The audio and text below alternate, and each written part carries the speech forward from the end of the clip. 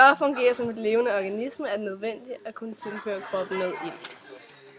Når mennesker trækker vejret, foregår det gennem næsen og munden og over i svælget og luftrøret, hvorefter luften ender i lungerne.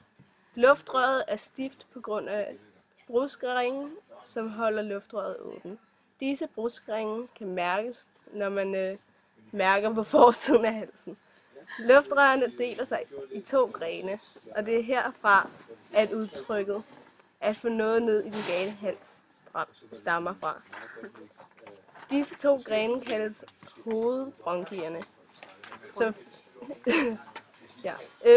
fører ud til hver af de 2 lunger. Hovedbronkierne deler sig igen op i 2 mindre bronkier, som igen opdeles i mange små rør.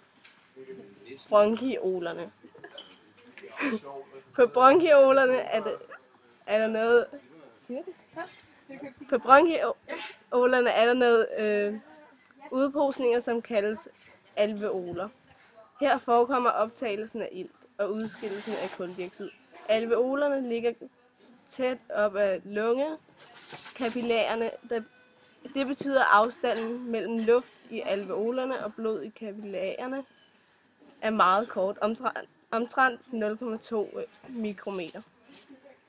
Kapillærerne ligger som et netværk omkring alveolerne. Denne tætte kontakt mellem kapillærerne og alveolerne sikrer, at blodet hæmoglobin, som er et stof, der gør vores blod rødt, let kan optage ilt, og at kuldioxiden let kan udskilles. Alveolerne har meget stor samlet overflade på ca. 70 kvadratmeter. Derfor kan man optage helt op til 600 ml ilt per minut. 6.000 ml ilt per minut. Rundt om alveolerne ligger der foruden kapillærerne også et netværk af elastiske bindevævsfibre. I virkeligheden så ligger lungerne frit i brystkassen. De er ikke i direkte kontakt med brystkassen. Omkring lungerne er der 2 tætliggende hinder med væske imellem. Den inderste hinde hæfter på brystkassens inderside og på mellemgulvet. Når der trækkes i den yderste hinde, bliver der dannet et undertryk mellem hinderne. Det gør så, at den inderste hinde automatisk følger med. Bevægelserne i muskulatur udenom lungerne kan på den måde bevæge lungerne. De 2 muskler, der gør, så man kan trække vejret, hedder mellemribbensmuskulaturen og mellemgulvsmusklen. Mellemribbensmuskulaturen er muskler mellem ribbenene. Disse muskler hæver brystkassen, når de trækkes sammen. Brystkassen løftes og trækker den ydre hinde udad. På den måde opstår der undertryk i væsken mellem hinderne. Det gør så, at den indre hinde trækkes udad.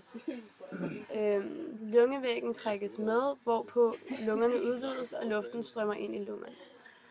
Mellemgulvsmusklen ligger som en kuppel under lungerne. Når den trækkes sammen, flader den ud, og lungevæggen ved lungernes basis følger med. På den måde gøres lungerne længere. Det bevirker, at rumfanget forøges og luften suges ind. Ved meget hårdt fysisk arbejde kan flere andre muskler, der hæfter på brystkassen, bruges til at forstærke åndedrætsbevægelserne. For eksempel bruges halsmusklerne, der udspringer fra kraniet og fæster på den øverste del af brystkassen. Ved indånding aktiveres åndedrætsmuskler, mens udånding foregår automatisk, da lungernes alveoler er omgivet af elastisk bindevæv, så efter lungens udvidelse vil den automatisk falde sammen igen. Mennesket indånder i Vibe knap en halv liter luft per åndedrag. Det kaldes åndedragsdybden.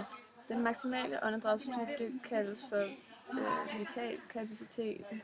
Vitalkapaciteten afhænger af højde, køn og træning.